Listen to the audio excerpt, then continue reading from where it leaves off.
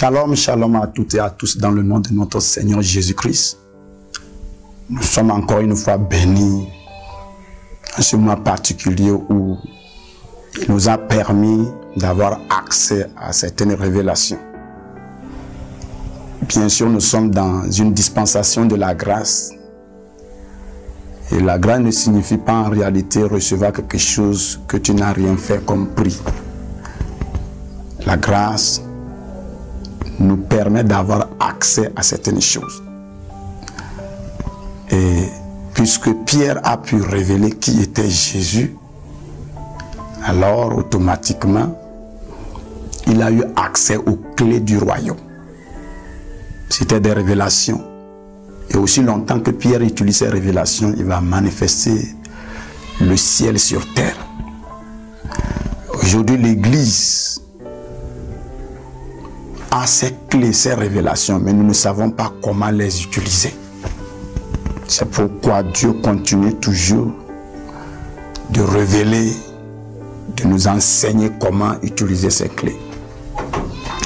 Nous allons prier et demander le Saint-Esprit de lever sa main et de saturer cette atmosphère afin que nous puissions être compatibles à toutes les révélations. Saint-Esprit, nous avons besoin de ta présence. Présence dans laquelle tout ce qui est obscur devient clair. Manifeste-toi au nom de Jésus-Christ. Nous avons commencé notre thème qu'on a intitulé Conquérir tes 4 territoires. Et nous avons parlé de la première, dans la première séance, du premier territoire qui était ton corps. Dans la deuxième séance, nous avons parlé de ta famille. Nous sommes en train d'aller de plus en plus dans des territoires plus larges. Aujourd'hui, nous parlons de ta patrie. Quand on parle de la patrie, selon Dieu, c'est différent de ce que le blanc a défini comme patrie. Spirituellement, patrie, c'est l'ensemble de tous les patriarches qui font partie de ta lignée. C'est-à-dire tes arrière.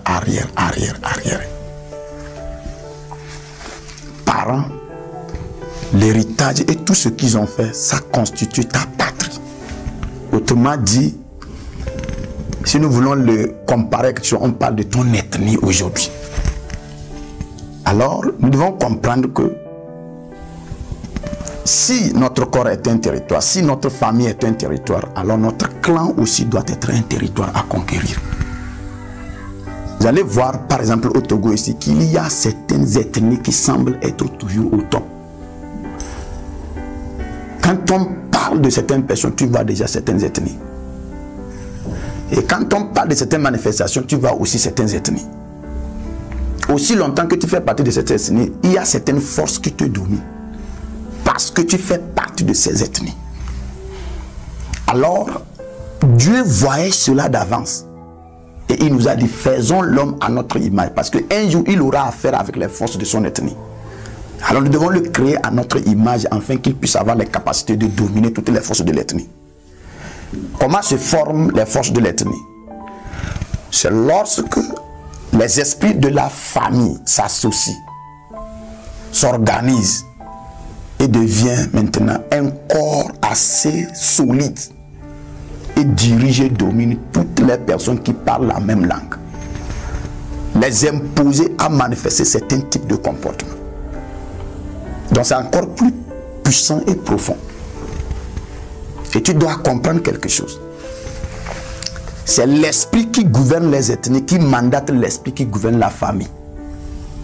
Et c'est l'esprit qui gouverne la famille maintenant, qui mandate les démons qui cherchent à posséder ton corps. C'est hiérarchique. Le monde spirituel est un monde très organisé. Et tu vas voir que si tu n'as pas encore la possibilité de dominer le démon qui domine ton corps, tu ne pourras pas dominer les esprits qui dominent ta famille.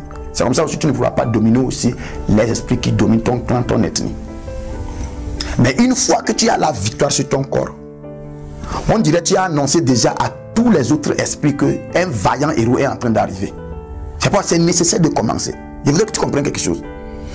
David a reçu l'onction pour être roi au sein de sa famille Après l'onction pour être roi au sein de la tribu de Juda. Après l'onction pour être roi au sein de toute l'Israël. Mais David n'a jamais reçu l'onction pour être roi dans son corps.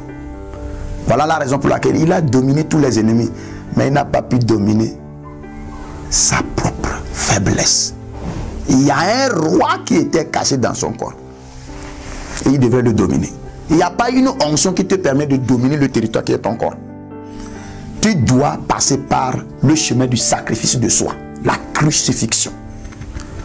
Alors tu comprends par là que déjà venant de cette victoire, j'ai vaincu mon corps, j'ai vaincu ma famille, peu importe la force de l'esprit des clans, tu as déjà beaucoup de chances à le vaincre. C'est pourquoi tu vas voir dans certaines maisons, dans certaines familles, il y a quelque chose qui se manifeste presque dans la vie de tous ceux qui sont de cette ethnie. L'esprit là a organisé son royaume d'une manière que une fois que tu es de cette langue, tu as ça. On te partage une portion spécifique que tu transportes. Voilà la raison pour laquelle Israël était divisé en tribus. En quelque sorte, c'est comme tribu. Et tu dois savoir maintenant que il y a certaines richesses que Dieu t'a données, ça se trouve dans ta tribu. Ça ne se trouve pas dans ton corps, ça ne se trouve pas dans ta famille, mais ça se trouve dans ton clan, dans ta patrie. Et le moment que tu arrives à renverser l'esprit qui domine la patrie maintenant, tu commences par avoir accès à ces richesses-là. Je prends un exemple. Prenons par exemple, tu fais le commerce, tu as une boutique. Si toi qui diriges cette boutique-là, tu n'as pas encore vaincu l'esprit de la famille, tu vas voir que ta boutique-là ne pourra pas dépasser certaines limites. Tu vas tout mettre là-bas, mais c'est toujours limité. Parce que toi qui diriges cette boutique-là, tu n'as pas encore vaincu les forces de la famille. Alors, quand ta boutique va essayer de se lever au-delà de ta famille, les forces de la famille disent non, non, non, tu dois te mettre à genoux sous nous. Et c'est de la même manière. Tu vas voir, certaines personnes veulent amener leur commerce, leur boutique sur le plan national. Ils n'arrivent pas. C'est tout simplement parce que spirituellement, tu n'as pas encore l'anneau de la victoire territoriale. C'est pourquoi tu dois comprendre dans ces derniers temps. Même quand il y a un homme de Dieu, les gens croient que c'est facile, il suffit seulement d'envoyer les missionnaires, ils vont aller créer les églises. Si tu n'as pas encore vaincu ton corps, tu n'as pas encore vaincu ta famille, ton ministère ne pourra pas être sur le plan national. Tu es ici, tu réussis. Quand tu crées une annexe, ça échoue. Quand tu vas au-delà, ça n'avance pas. Tu as en face de toi certaines forces que tu dois comprendre. Tu ne peux pas seulement d'aller sur une montagne pour prier. Je veux l'expansion de mon ministère. Il va falloir savoir qu'est-ce qui te limite. Alors, tu vas voir quelque chose. Dans le clan d'Abraham, il y avait quelqu'un qu'on appelait Nimrod Cush.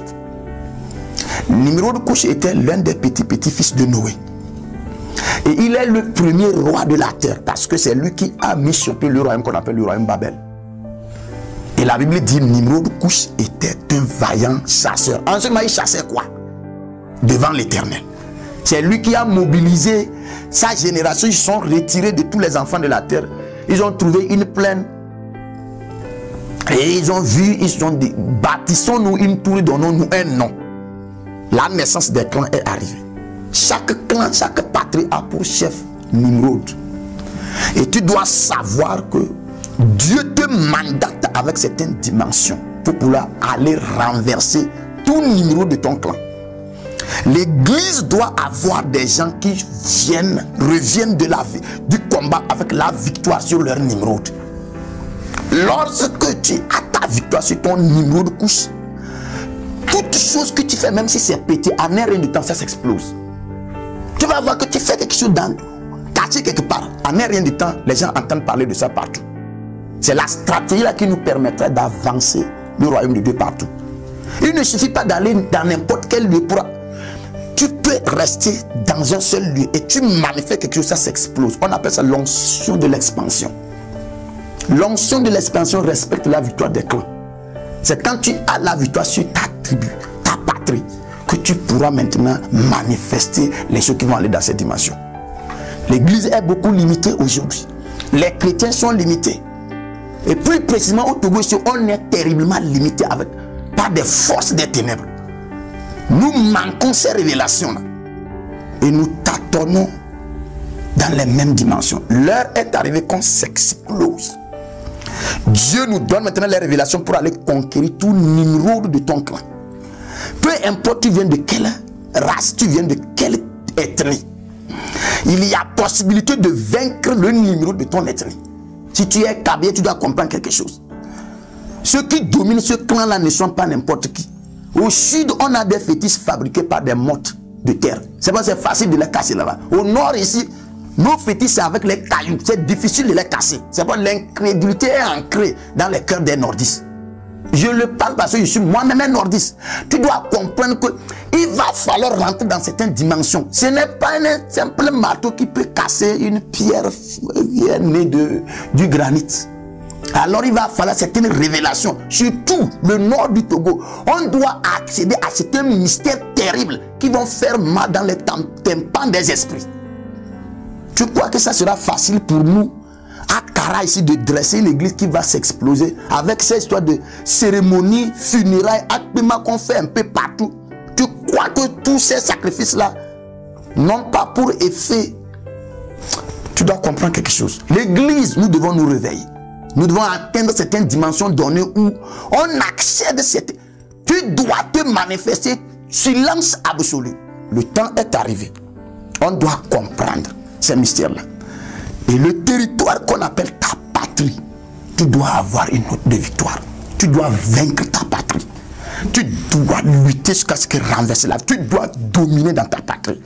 Nous voulons avoir des gens qui vont retourner dans leur patrie et changer leur patrie. Nous voulons avoir des gens qui vont imposer des choses et toute sa patrie va accepter ça. Nous voulons avoir des gens qui vont décréter des lois. Et tout le monde qui fait partie de cette patrie-là, que ce soit où, va commencer par exécuter. Comment se fait que Nabuchodonosor peut décréter une loi et dans tout le royaume on accepte ça? Il avait certaines victoires. Église, c'est notre temps.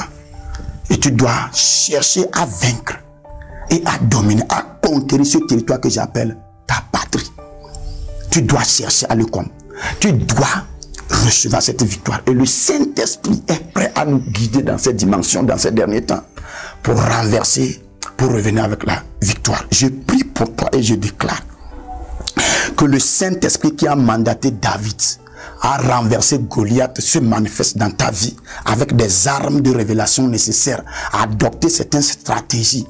Lorsque David allait pour combattre Goliath, sa démarche a changé d'une manière que Saül a demandé à Abner de qui est-il fils. Aujourd'hui, toi, en tant que chrétien, tu dois administrer d'une manière où les autres personnes vont te poser la question. Tu as trouvé ça où? Ces révélations sont en train d'arriver. Le Saint-Esprit veut te connecter avec le ciel. L'échelle est redressée. Tu dois avoir accès au mystère caché dans le ciel. Le Saint-Esprit est disponible pour nous. Nous devons faire tout et tout pour revenir avec cette victoire. Tu es béni par ce message. Et j'espère voir des résultats dans ta vie bientôt. Tu es béni. Shalom.